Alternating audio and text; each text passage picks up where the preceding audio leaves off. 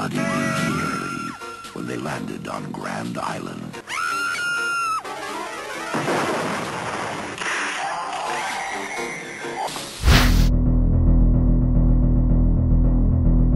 Hello and welcome to Matt's B-Movie Reviews, a show that looks at cult films that may have escaped your radar. Happy New of Year!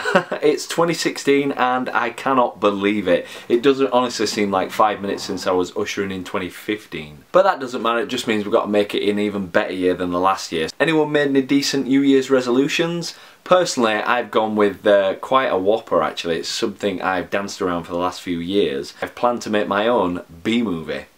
Oh yes, I'm going to be making my own feature-length movie this year, finally. It's early days, but I will keep you updated as the project progresses.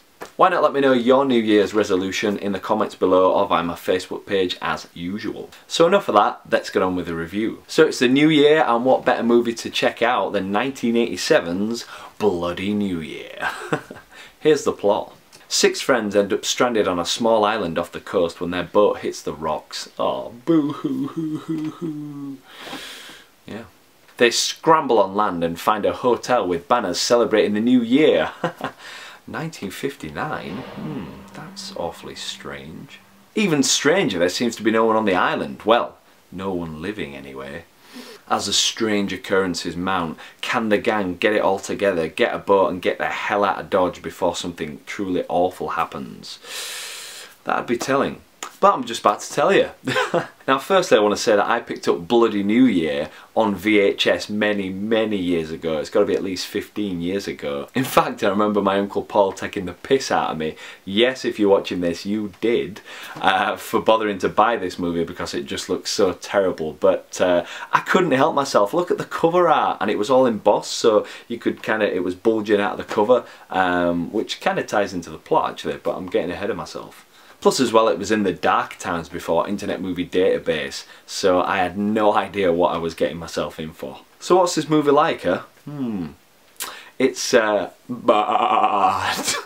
with a capital B for B-movie, which kind of works. But B-movies are supposed to be that bad they're good, right? Well, sometimes. The movie plays like a low-budget 1980s Doctor Who episode with low production values and stiff acting to boot. I mean, there's no memorable characters. In fact, there's no characters in the movie. I struggle to remember a single character's name. I think there was a guy called Spud in there. That's about all I remember because people kept going, "Oh, Spud, oh, Spud." It's like, shut up. The main reason I remember this guy is because he couldn't act his way out of a wet paper bag.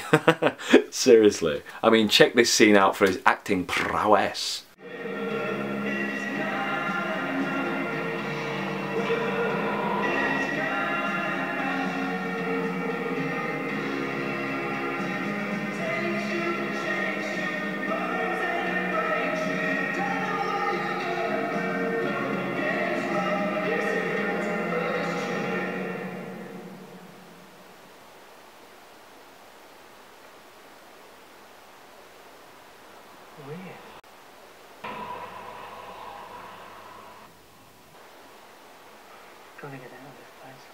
Weird? Weird?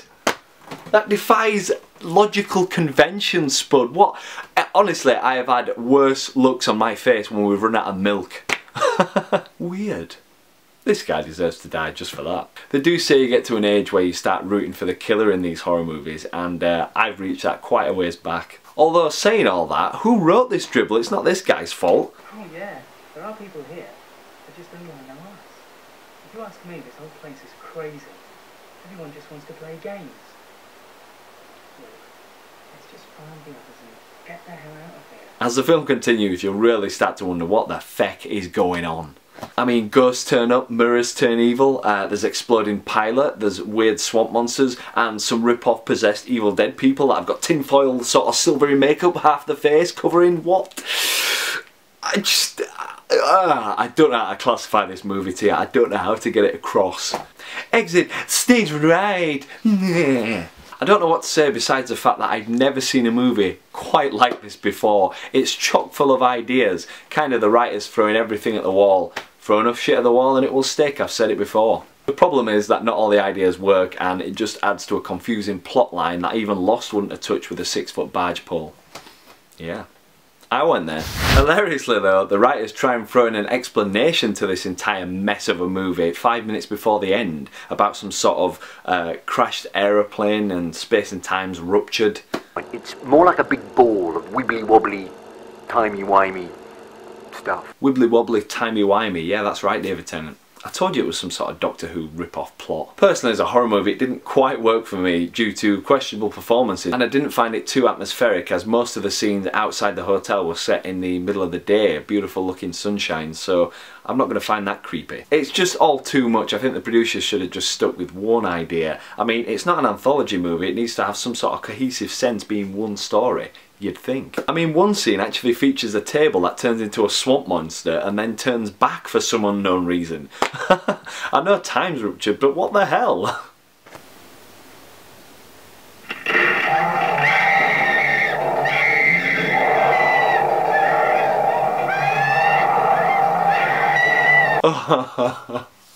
Do you know what? Why am I even being objective about this movie? It's clearly bonkers and it's kind of worn that on its sleeve for the past 30 years, so whatever. So let's just go for standout moments in the movie. The most inventive has got to go for this scene when this guy gets his head twisted around and around and around.